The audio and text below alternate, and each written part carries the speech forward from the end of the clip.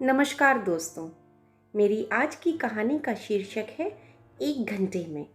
प्रभाकर जब अपने बड़े कोट के नीचे भरा हुआ 45 बोर का रिवॉल्वर लगाकर जेब में पड़े हुए गोलियों के बटुए को हाथ से छूकर एक बार शीशे में अपना प्रतिबिंब देखकर चलने लगा, तब रजनी ने शीशे में उसके प्रतिबिंब की ओर उन्मुख होकर कहा, कब लौट आओगे? प्रभाकर ने शीशे में पड़ते हुए रजनी के प्रतिबिंब की ओर दृष्टिपात करके कहा, अभी घंटे भर में चला आऊंगा। क्यों, भूख बहुत लगी है क्या? रजनी ने कहा, नहीं, वैसे ही, कहकर चुप हो गई। प्रभाकर ने धीरे से पुकारा, रजनी, और एक बार शीशे की ओर मुस्कुराकर खटाखट सीढ़ियों से नीचे उतर गया। रजनी दीर्घ निश्वास छोड़कर उठी और किवाड़ की सांकल लगाकर फिर अपने स्थान पर बैठ गई। उसके सामने दो पुस्तकें खुली पड़ी थी, एक हेरल्ड लॉस्की की कम्युनिज्म और दूसरी भवभूति का उत्तर रामचरित। प्रभाकर के चले जाने के बाद उसने पहली पुस्तक बंद कर दी और उत्तर रामचरित के श्लोक धीरे धीरे गुनगुनाने लगी, किंतु उसका मन नहीं लगा। थोड़ी ही देर में उसका ध्यान फिर उस दर्पण की ओर चला गया और वह उसमें अपना गंभीर, कुछ करुण और कुछ चिंतित मुख देखती हुई न जाने किस विचार में लीन हो गई। प्रभाकर और रजनी का विवाह हुए 2 वर्ष से अधिक हो गया था, किंतु विवाह सुख किसे कहते हैं यह उसे कभी नहीं ज्ञात हुआ। उसे तो अभी तक यही अनुभव होता रहा कि एक सिपाही का जीवन कितना कठोर हो सकता है। रजनी अच्छे और धनी घर की बेटी थी, इसलिए उसकी ट्रेनिंग भी वैसी ही थी और उसके विचार भी वैसे ही। पति के घर में आकर उसने देखा, जिन सिद्धांतों को अब तक वह अटल समझती आई थी, उनका यहाँ जरा भी मान नहीं था। यहाँ राजा की शक्तिमत्ता में, सरकार की निष्पक्षता में, धन की सत्ता में कुछ भी श्रद्धा नहीं थी। यहाँ निर्धनों और अछूतों की ही पूछ होती थी। यहाँ मजदूर और किसान ही सबसे बड़ी शक्ति गिने जाते थे। पहले तो रजनी को इससे बड़ा आघात पहुंचा। वह लड़कियों के एक कॉलेज की पढ़ी हुई थी और उसके मन में वही अहमियता का भाव था जो कि प्रायः ऐसे कॉलेज की लड़कियों में होता है। घर की संस्कृति से यह भाव नष्ट नहीं, पुष्ट ही हो गया था। यहाँ आकर जब उसने ये रंग ढंग देखे, तब पहले तो उसके मन में साधारण विरोध भाव उत्पन्न हुआ, किंतु पति से तर्क करने पर जब वह बार बार हारने लगी, तब उसका भाव एक दृढ़ विद्रोह में परिणत हो गया। वह प्रत्येक बात में पति के मत का खंडन करती और अपने मत की पुष्टि के लिए कॉलेज में पढ़ी हुई किताबों से संदर्भ दिखाया करती। प्रभाकर उन सब वारों को सहज ही सह लेता और हंसी हंसी में रजनी के तर्कों का खंडन कर देता। रजनी जब अप्रतिभ होकर चुप हो जाती, तब प्रभाकर उसके पास आकर धीरे से एक चपत लगाकर कहता, रजनी, अभी तुम बहुत बदलोगे, बहुत। तुम्हारे घर वालों ने तो तुम्हारा अचार डाले रखा था, कभी बाहर की हवा भी नहीं लगने दी। इससे रजनी का क्षोभ बहुत कुछ मिट जाता था, किंतु पूर्णतया नहीं। वह चुप होकर चली जाती थी। प्रभाकर के माता पिता मर चुके थे।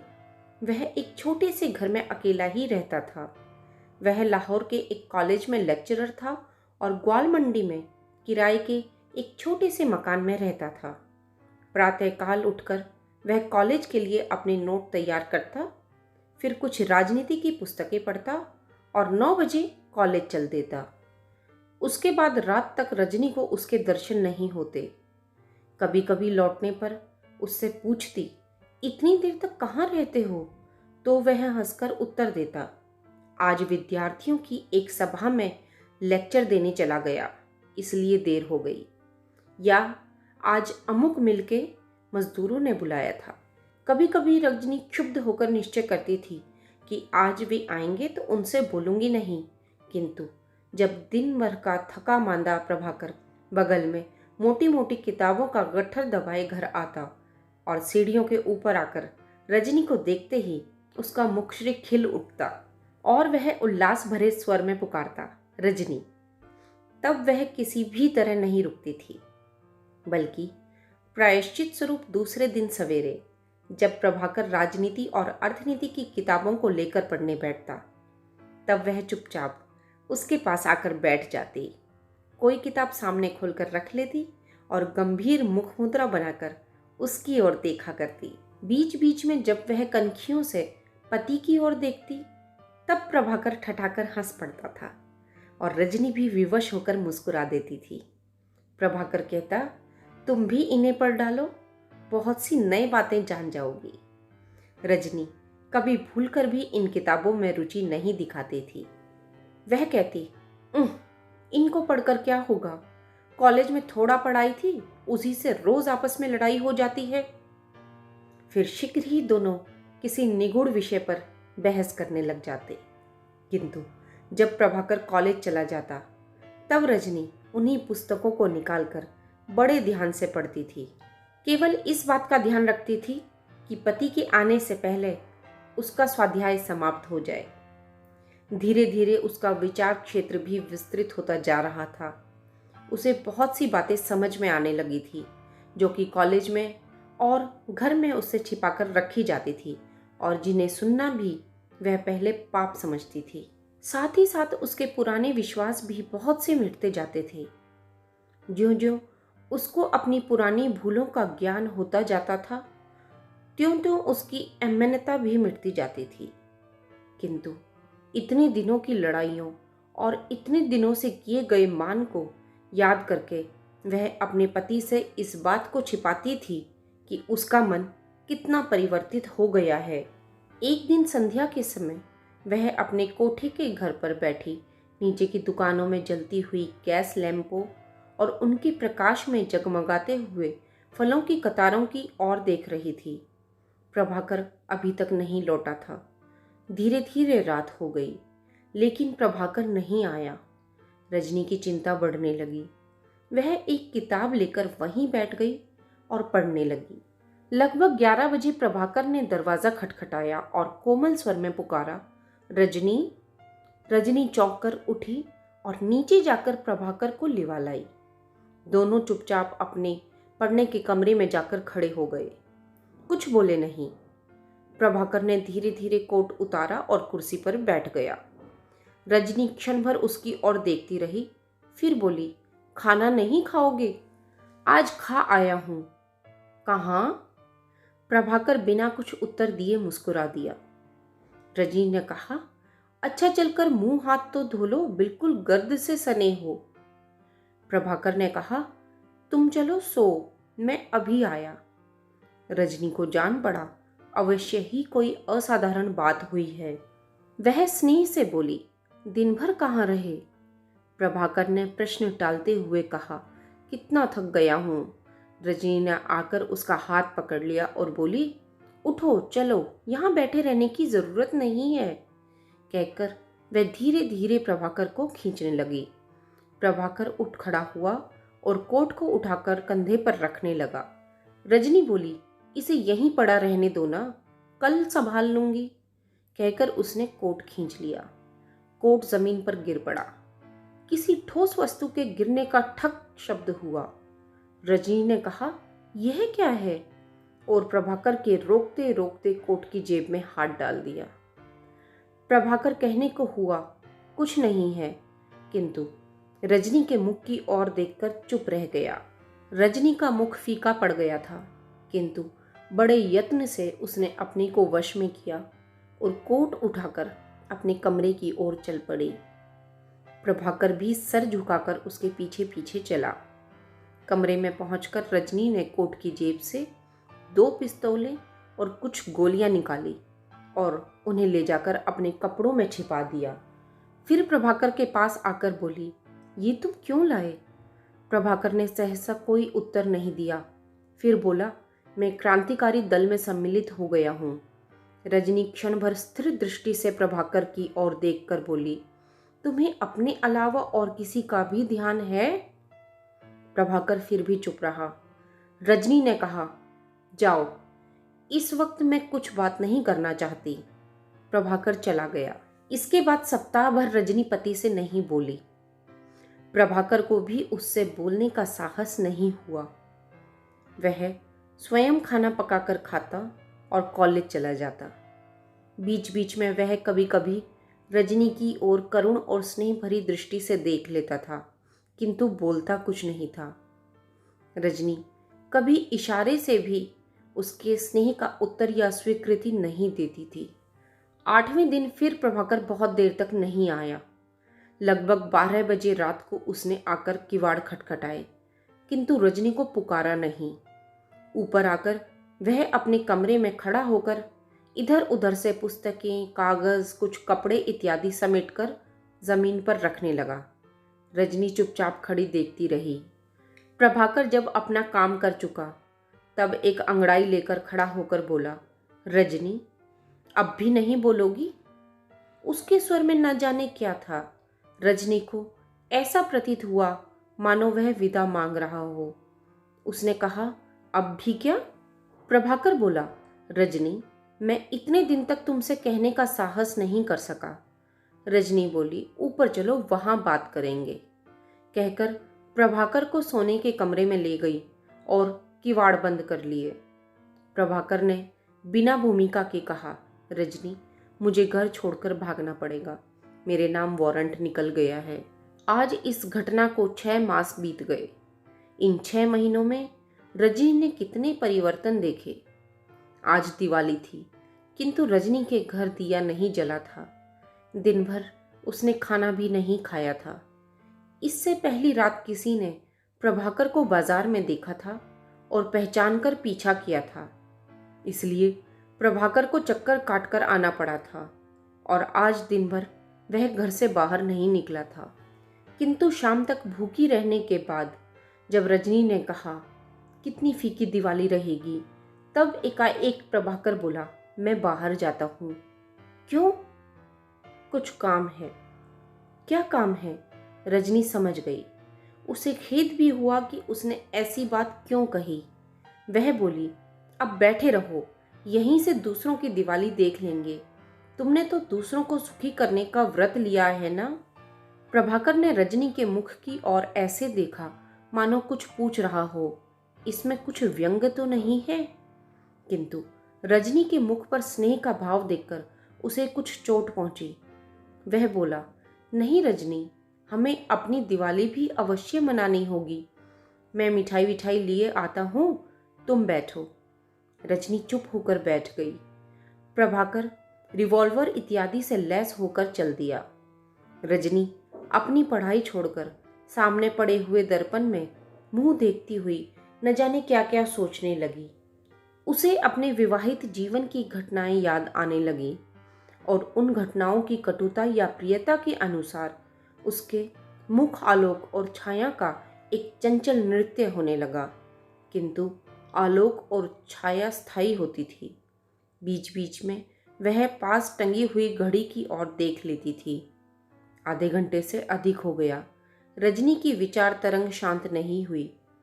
इसी समय घर से कुछ दूर पर धड़ाके का शब्द हुआ, ठाएं ठाएं ठाएं। फिर कुछ रुककर 2 बार और ठाएं ठाएं।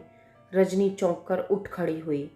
लपक कर उसने सीढ़ियों का निचला किवाड़ बंद कर लिया। इस अनैच्छिक क्रिया के बाद वह फिर अपने कमरे के मध्य में आकर खड़ी हो गई। उसका मन अनियंत्रित होकर दौड़ने लगा। यह ठाए ठाए क्यों?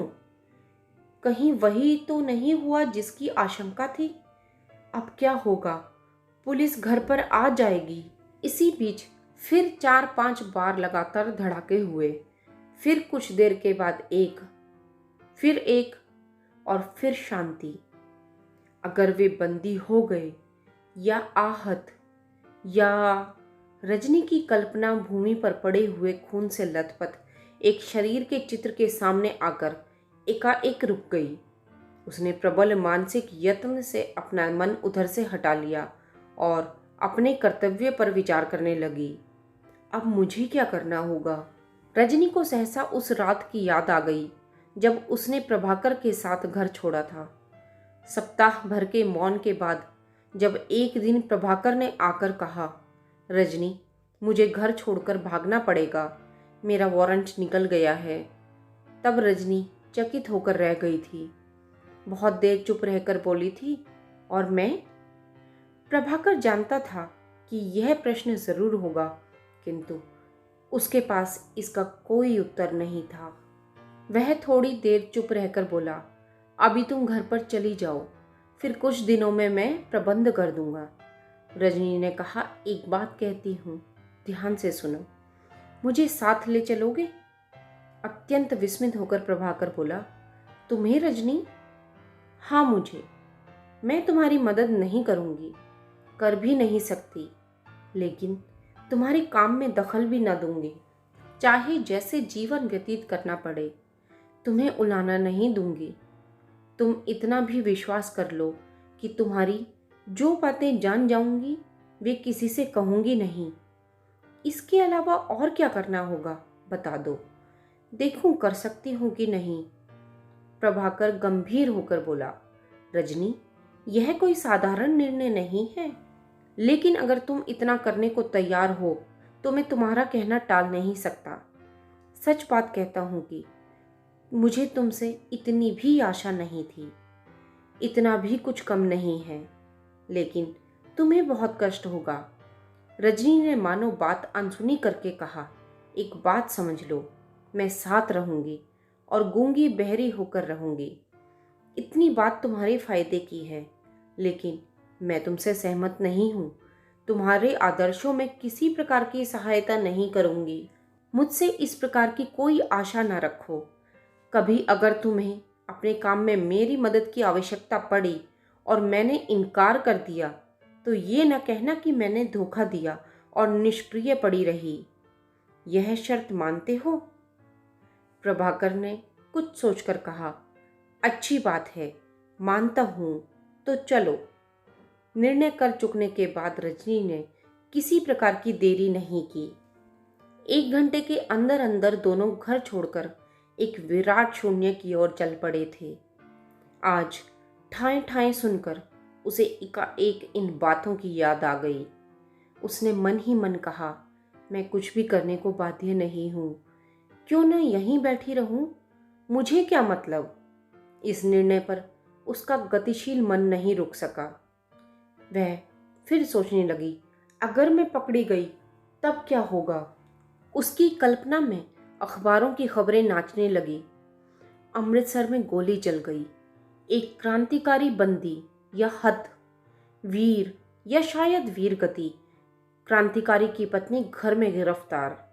रजनी ने धीरे से कहा, और अभी यहाँ पर एक रिवॉल्वर और कई गोलियां पड़ी हैं। फिर वह सोचने लगी। उसका घर एक छोटी सी गली में था। पहली मंजिल की सीढ़ियों के दोनों ओर 2 कमरे थे और दूसरी मंजिल पर एक। सीढ़ियों पर एक दरवाजा नीचे था, एक पहली मंजिल पर, और दूसरी मंजिल की छत में लोहे के सीखचों का एक दरवाजा था। छत में ही एक छोटा सा चौकोर सुराख था, जिसमें झांकने से सीढ़ियों के दरवाजे और सीढ़ियों से ऊपर आता हुआ कोई भी व्यक्ति दिख पड़ता था। रजनी ये सब बातें एक ही तरंग में सोच गई। फिर किसी अतर्क के प्रेरणा से वह दूसरे कमरे में गई और बक्सा खोलकर टटोलने लगी। उसने रिवॉल्वर निकाला और चुपचाप भर लिया। बाकी गोलियां निकालकर आंचल में डाल ली। निचला दरवाजा वह पहले ही बंद कर आई थी। अब उसने पहली मंजिल पर भी सांकल चढ़ा दी और दौड़कर छत पर चली गई। वहां उसने लोहे का चौखट बंद कर दिया और सुराख के पास रिवॉल्वर लेकर बैठ गई। फिर एकाएक उसके मुंह से निकल गया, यह मैं क्या करने लगी हूँ। एक भाव बहुत देर नहीं रहा। क्षण भर बाद उसने रिवॉल्वर की नली सुराख से निकाल दी और चौकन्नी होकर बैठ गई। अभी 2 मिनट भी न बीते थे कि किसी ने किवाड़ खटखटाया। रजनी और संभल कर बैठ गई और सुराख से नीचे देखने लगी। उसने कोई उत्तर नहीं दिया। इसी प्रतीक्षा में बैठी रही कि पुलिस वाले किवाड़ तोड़ें और कुछ आयोजन करें। किवाड़ बड़े जोर जोर से खटखटाए जाने लगे। रजनी ने फिर भी कोई उत्तर नहीं दिया। उसकी नसें इतनी तन गई थी कि शायद वह उत्तर देना चाहती तो आवाज भी नहीं निकलती। एकाएक रजनी चौंकी। यह तो पुलिस वालों का स्वर नहीं था, यह तो उसका चिर परिचित स्वर था। कल्याणी, किवाड़ खोलो। रजनी उठकर नीचे पहुंची तो उसकी टांगें लड़खड़ा रही थी। पर वह नीचे चली गई। दाहिने हाथ में थामे हुए रिवॉल्वर को पीछे छिपाकर उसने किवाड़ खोला और बोली, आ गए? प्रभाकर ने देखा, उसकी आवाज भर्राई हुई है। उसने किवाड़ बंद कर लिए और ऊपर आकर पूछा, क्या है रजनी? स्वर्ण मंदिर में तो खूब धूमधाम है, आतिशबाजी छूट रही है। मैं तुम्हें नहीं ले जा सका, लेकिन मिठाइयाँ ले आया हूँ। रजनी ने विमूढ़ सी होकर प्रभाकर की ओर देखा और बोली, आतिशबाजी? कहते कहते उसने हाथ का रिवॉल्वर भूमि पर बिछी हुई दरी पर रख दिया और स्वयं बैठ गई। प्रभाकर ने एकाएक उसके पास बैठकर स्नेह से पूछा, यह क्या है रजनी? रजनी ने धीरे से अपना सिर प्रभाकर के कंधे पर टेक लिया और धीरे धीरे रोने लगी। प्रभाकर उसके सिर पर हाथ रखकर चुपचाप बैठा रहा। थोड़ी देर बाद जब रजनी उठी तो प्रभाकर ने पूछा, क्यों?